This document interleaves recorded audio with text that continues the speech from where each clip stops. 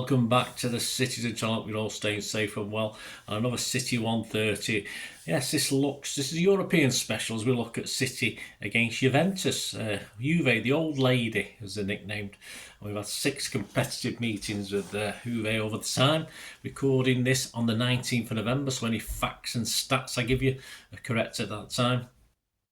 As I record this, we're going to be playing them at their place, yes, on the 11th of December, match day 6 of the season 24-25 Champions League 36-team group stage. So not an easy place to go now, it never was, and we'll talk back at our very first trip there a little bit later. So that's what we're going to do in this. We're going to have a quick look back. We just won 1 of the 6 meetings, so we need to give this form a little bit of a boost, don't we? And we'll come back to those first couple of meetings in a minute. The other 4 we played against them were in 2010. We had a couple of games in the UEFA Europa League. We drew both of those, 1-1 at home and 1-1 in Italy. And on the 15th of September, more recently, 2015 and the 25th of November 2015, we played them in the group stages of the Champions League, and we lost both them. Yes, it wasn't very good, was it? We lost 2-1 at home, and we lost 1-0 away as well. So not great, but of course we did beat them once. But we'll talk about that in a sec. Juve, the most successful managers. This is taken from the website Sportskeeda, who did an article in 2018 on the top 5 managers, and arguably the top 2 was the guy in charge when we met them for the first time. He comes in at number 2, Giovanni Trapattoni, who managed them between 76 and 86 and 91 and 94. Widely regarded as one of the best managers of all time, Trapattoni is also one of the most decorated and celebrated managers in the heart of Turin. Under his guidance, the old lady managed to climb unprecedented heights of success. The amazing thing about Giovanni Trapattoni's love affair with Juventus is that he managed the club not once but twice. While he managed Juve for a decade in his first stint, and he marked his greatness by winning every trophy there was at the time. Trapattoni won 6 league titles, 2 Coppa Italia titles, went on to win all the European trophies. Juventus won the UEFA Cup in '77, the Cup Winners' Cup in 1984, Intercontinental Cup the following summer, while the team's first European Cup came in 1985 against Liverpool. Trapattoni came back in 91 and won the UEFA Cup once again. Despite his defensive tactics, Trapattoni was hugely successful in Italy. Another European Cup final appearance for Juventus, just another one of his notable achievements. But we have a number 1. We've got Marcello Lippi, who managed between 1994 and 99 and 2001 to 2004. They must like it. They keep going back. Lippi is probably the one manager in history who won everything there is in football for a man who has a World Cup, Champions League and numerous league titles in his CV. He is widely regarded as one of the greatest coaches of all time. His most remarkable stint come with Juve when he managed to revitalise the old lady and propel them towards greatness once again. He took charge after Trapattoni's second stint with Juve ended, and Juventus embarked on a new era of success, legends and fame under his guidance. Known for his winning mentality, Lippi used to instill the mentality of champions into his players. He won 4 Serie A titles and led Juventus to 3 successive Champions League final appearances, but unfortunately he only won 1 of them. What was truly amazing about Lippi is that he was a man who believed in constant evolution within the game. During his stint with Juve, Italy was divided between the contrasting styles and tactics of 2 other revolutionaries, Sacchi and Rocco. Lippi managed to adjust his formation and tactics according to his team. He managed some great players with Juve, the likes of Zinedine Zidane, Baggio, Ravanelli, Del Piero, Antonio Conte, but only a few of the great batch. It seems even after being far from the limelight, little Lippis such as Zidane and Conte are still following their master in their coaching career, and they have been highly successful too. His eternal guidance, knowledge and winning mentality is still being spread by his students. I could probably say that the same about old Pep, can't we, as well? So let's take a look. Let's go back. Let's take a look and go back almost 50 years. I'm old, guys. The first 2-legged matchup came in the UEFA Cup first round back in 1976. Yes, September 76 season, 76-77. First game was one of only the City home European games I've ever missed, actually. I've probably attended all of them apart from this one.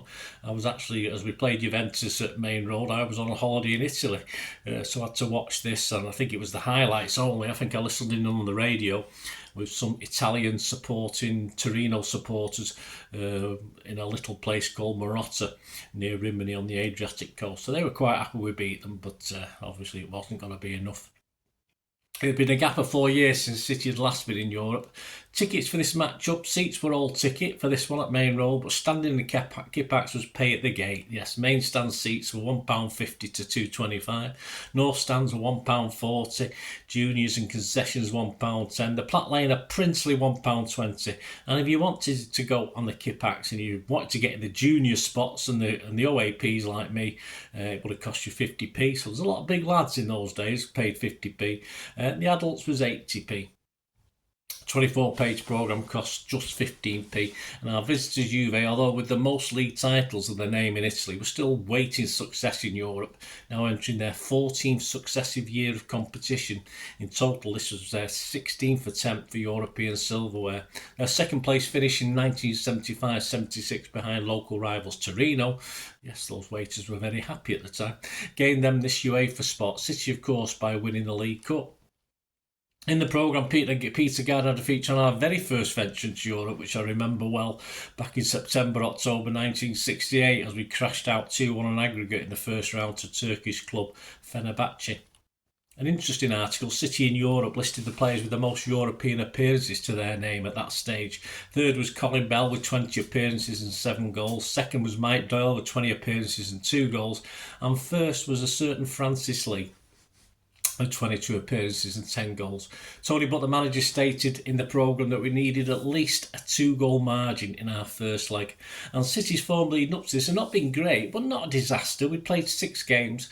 we'd won 2 and drawn 3 in the league, and had been knocked out defending our League Cup in the very first round, round 2, the first try at Aston Villa. So over to the rewind feature in the City programme on the 27th of November 2013 versus Victoria Pilsen for a look back at what would be another first hurdle failure for City in Europe. Firstly, the lineup. City was Corrigan, Doherty, Donachie, Doyle, Watson, Conway, Barnes, Kidd, Royal, Hartford, Stewart, and the sub was Paul Power. Juventus was Zoff, Cucurella, Gentile, Ferrino, Marini, Schirer, Cosio, Tardelli, Marchetti, Benetti and Bettiger. It was an okay crowd, yeah, far from a sellout though at 36,955. So let's just go over to David Clayton's piece in the programme. City's reward for beating Newcastle in the League Cup final 7 months before was drawing one of the pre-tournament favourites, Juventus, in the opening round. The Blues were returning to European competition after a 4-year absence. The Turin Giants, although being one of the grandest names in world football and the most successful Italian team of the 20th century, were surprisingly still without a European trophy, having lost the European Cup final in 1973. It was time to deliver and their players knew it, but Juventus, managed by Giovanni Trapattoni, were focused on silverware. So were Tony Buck's City, who were unbeaten in their first 5 league games that season and were looking to make a serious challenge for the First Division title. As a gauge of how strong the Serie A outfit were at the point, it's worth noting that many of the side that faced City in this tie went on to form the backbone of Italy's 1982 World Cup winning side. Goalkeeping legend Dino Zoff, Antonio Cabrini, Claudio Gentile made a formidable trio in defence, while Marco Tardelli graced their midfield. The Blues had done their homework, but everything would hinge on the ability to take their chances.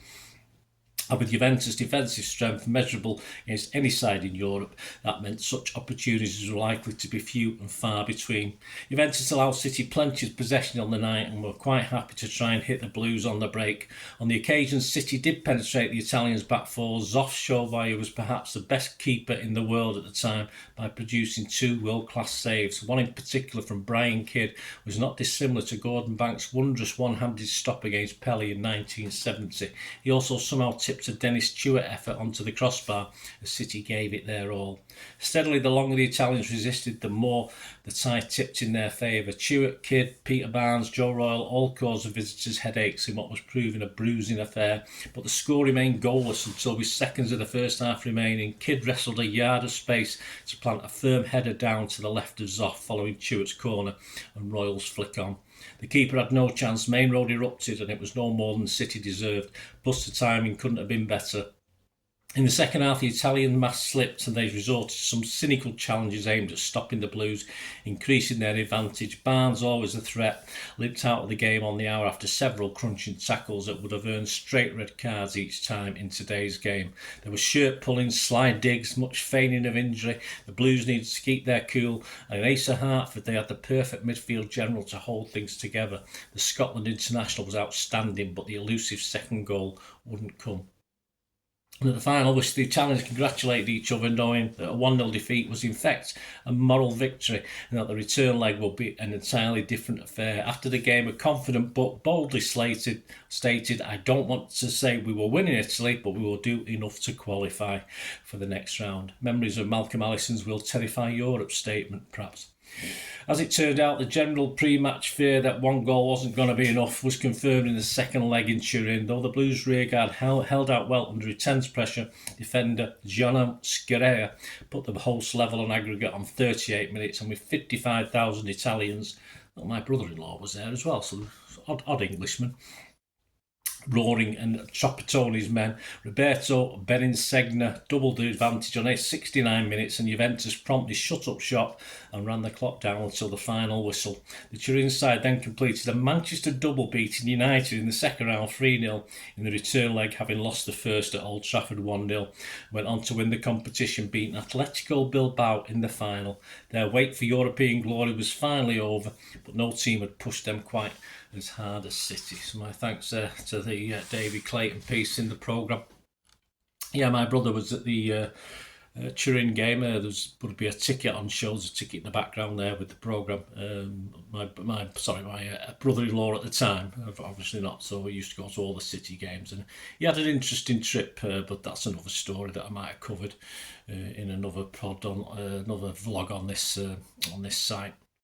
Yeah, Big Joe in his book, The Joe Corrigan Story by Joe Corrigan and David Clayton again, commented on this game. He said, "It was the first time I'd come up against a team that would do anything to come out on top. Their win at all costs attitude resulted in cynical challenges, time wasting, shirt tugging, you name it. Juventus had mastered every trick in the book, and while I don't think ability necessarily won the day, experience and gamesmanship just edged it their way. One challenge summed up their philosophy perfectly. A cross came in from the right, and as Tommy Booth leapt to head the ball clear, Marco Tardelli launched himself horizontally at Tommy and clattered him on the back. The challenge could easily have broken Tommy's spine, so I grabbed hold of Tardelli, who was theatrically protesting his innocence. Meanwhile, Freddie Griffiths, our physio, ran on to treat Tom, who had 2 sets of stud marks down the length of his back. I was pulled away before I chinned him, and that's when I noticed the Juventus players had an intense look in their eyes, a look that said defeat just wasn't an option." Certainly wasn't, was it? So let's hope it's an option this time, as we trip and say it's one win in 6, so we've got to improve on that, haven't we? So I hope you enjoyed this little look anyway, guys. Look back. It's City versus Juventus 130 special. Of course, I'm continuing this theme throughout the season with Manchester City coming into being in 1894-95, and I'm recording this in the 24-25 season, 130 years plus later. So hope you enjoyed it. Let me know your thoughts, any memories if you were there at either game. As I said, typical me. I was in Italy when we played at Main Road. I was back home when we played in Italy. But there you go. Would I have got there? It'd been the other way around. I mean, I was 16, 17 on my own with a couple of friends who weren't interested in football, so it would have been a bit of an interesting one. But yeah, check out, try and look at that story about my brother-in-law. It'll be around somewhere anyway, or I can point in the right direction. Thanks for watching, guys. Let me know your thoughts, your memories.